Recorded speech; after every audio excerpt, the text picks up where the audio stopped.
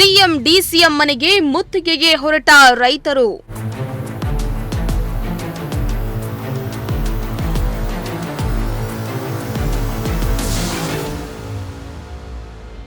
ರೈತರನ್ನ ಕ್ಯಾಸಂದ್ರ ಟೋಲ್ ಬಳಿ ತಡೆದ ಪೊಲೀಸರು.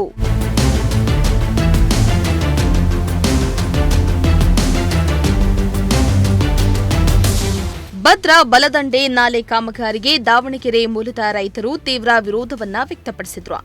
ಕಾಮಗಾರಿ ಬಗ್ಗೆ ಮನವಿಯನ್ನ ಮಾಡಿದ್ರೆ ಕ್ಯಾರೆ ಅನ್ನದ ಹಿನ್ನೆಲೆ ರೊಚ್ಚಿಗಿದ್ದ ರೈತರು CM Siddaramaiah, DCM DK Shivakumar ಮನೆಗೆ ಮುತ್ತಿಗೆ ಹಾಕಲು ಹೊರಟಿದ್ರು. ನಿನ್ನೆ ದಾವಣಗೆರೆಯಿಂದ ಬಸ್ ಮಾಡಿಕೊಂಡು ಹೊರಟಿದ್ದು ತುಮಕೂರು ಮಾರ್ಗವಾಗಿ ಪ್ರಯಾಣ ಮಾಡ್ತಾ ಇದ್ರು. ತುಮಕೂರಿನ ಟೌನ್ ಹಾಲ್ ಬಳಿ ರೈತರು ಬರ್ತಾ ಇದ್ದಂತೆ ರೈತರನ್ನ ಪೊಲೀಸರು ತಡೆದಿದ್ದಾರೆ.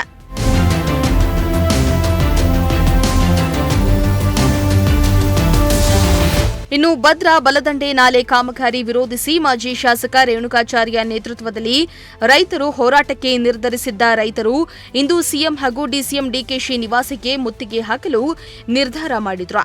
ಆದರೆ ತುಮಕೂರಿನ ಕ್ಯಾಸಂದ್ರ ಟೋಲ್ನಿಂದ ಹೋಗ್ತಾ ಇದ್ದ ರೈತರಿಂದ ಬಸ್ಗಳನ್ನು ಪೊಲೀಸರು ತಡೆದ್ರು.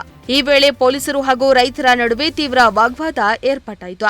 ಅಲ್ಲದೆ ತುಮಕೂರಿನಿಂದ ವಾಪಸ್ ಹೋಗುವಂತೆ ಪೊಲೀಸರು ಸೂಚನೆಯನ್ನ ಕೊಟ್ಟಿದ್ದು, ಒಂದ್ ವೇಳೆ ವಾಪಸ್ ಹೋಗದಿದ್ದರೆ ಬಂಧಿಸಲಾಗುವುದೆಂದು ಎಚ್ಚರಿಸಿದ್ದಾರೆ.